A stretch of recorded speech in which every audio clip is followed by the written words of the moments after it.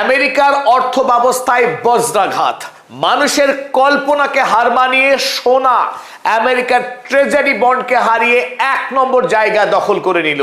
পৃথিবীর কোন দেশ এই মুহূর্তে আর আমেরিকা যুক্তরাষ্ট্রকে বিশ্বাস করছে না।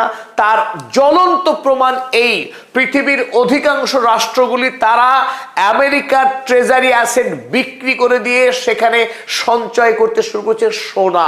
সোনা এই মুহূর্তে বিশ্বের নাম্বার 1 রিজার্ভ অ্যাসেটের জায়গা দখল করে নিল। আজকের দিনে সেই বহু প্রতীক্ষিত ঘটনা ঘটে গেল। সোনা বর্তমান পৃথিবীতে অর্থনীতির 1 নম্বর চালিকা শক্তিতে রূপান্তরিত হলো আরো একবার। যে স্বপ্ন দেখেছিলেন সাদ্দাম হোসাইন এবং মুয়াম্মার গাদ্দাফি, যে সারা পৃথিবীতে অর্থনৈতিক লেনদেনের ভিত্তি হোক সোনা, আমেরিকার কাগজের টাকা নয়, এই কথা বলার জন্য আমেরিকা যুক্তরাষ্ট্র নির্মমভাবে খুন করেছিল সাদ্দাম হোসাইন এবং মুয়াম্মার গাদ্দাফিকে। কিন্তু আজ সারা পৃথিবীর অধিকাংশ রাষ্ট্র নীরবে নিঃশব্দে ঐক্যবদ্ধভাবে আমেরিকার বিরুদ্ধে লড়াই করে সোনাকে টেনে এনেছে পৃথিবীর 1 নম্বর রিজার্ভ অ্যাসেটে। চলুন দেখে নিই এই খবরের হেডলাইন। পশ্চিমী দুনিয়ার প্রতিটি কাগজে এই মুহূর্তে ছয়লাভ হয়ে গেছে এই খবরে যে আমেরিকা যুক্তরাষ্ট্রের অর্থনৈতিক পতন শুধু এখন সময়ের অপেক্ষা। গোল্ড টেলিগ্রাফিক খবর করেছে, the European central bank Sage gold has replaced US Treasuries as the world's top reserve asset।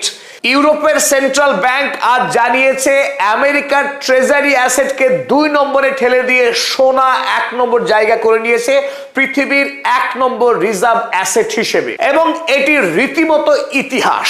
আর একই খবর ফিনান্সিয়াল টাইমস তারাও চেপেছে, gold has overtaken US government bonds as the world's top reserve asset। The shift reflects an attempt by many countries to seek alternative to US dollar।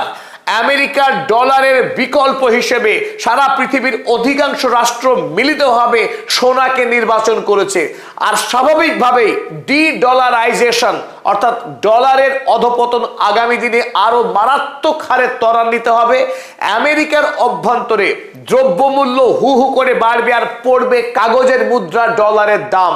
তাই সেই দিন আর বেশি দূরে নেই যেদিন আমেরিকার সাম্রাজ্য তাসের ঘরের মতো ভেঙে পড়বে। আমরা এই বিষয় অর্থাৎ আমেরিকার ট্রেজারি বন্ডের ধ্বংসের গল্প নিয়ে আগামী দিনে বিস্তারিত একটি এপিসোড করব, সেই এপিসোড দেখার অগ্রিম আমন্ত্রণ রইল। তবে এই প্রেক্ষিতে সাধারণ গ্রাহকদের উদ্দেশ্যে আমরা জানিয়ে রাখি, সোনার দাম এবং চাহিদা বিশ্বব্যাপী বাড়তেই থাকবে। স্বাভাবিকভাবে আগামীতে সোনার দাম কমার সম্ভাবনা অল্প সময়ের মধ্যে নেই বললেই চলে। অন্যদিকে ইরানের পক্ষ থেকে একটি বড়সড় অর্থনৈতিক খবর। ইউরোপীয় ইউনিয়ন কদিন আগে যারা ইরানের IRGC কে বলেছিল টেররিস্ট অর্গানাইজেশন, যারা এতদিন ধরে ইরানের সঙ্গে কোন রকম বাণিজ্য সম্পর্ক নির্মাণ করেনি আমেরিকার ভয়ে, সেই ইউরোপীয় ইউনিয়ন এবার ইরানের একটি ফার্মাসিউটিক্যাল কোম্পানিকে ইউরোপের বাজারের জন্য দরজা খুলে দিল। ইউরোপের 27টি দেশে রমরমিয়ে বিক্রি হবে ইরানে প্রস্তুত হওয়া ঔষধ। ইরানের জন্য তথা বিশ্ব অর্থনীতির জন্য এটা একটা বড়সড় খবর। আমেরিকার স্যাংশনকে উপেক্ষা করে ইউরোপ ইরানের জন্য বাজারের দরজা খুলে দিচ্ছে।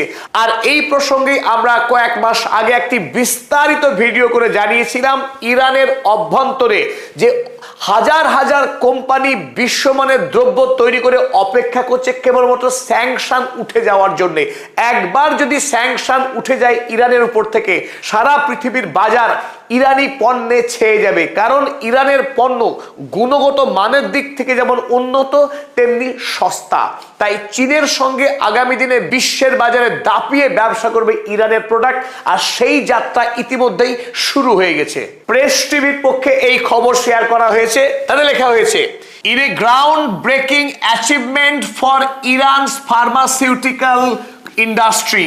ইরানের ঔষধ প্রস্তুতকারক কোম্পানির জন্য একটা বড়সড় সাফল্য সরাসরি দাবি করা হচ্ছে প্রেস টিভির পক্ষেই।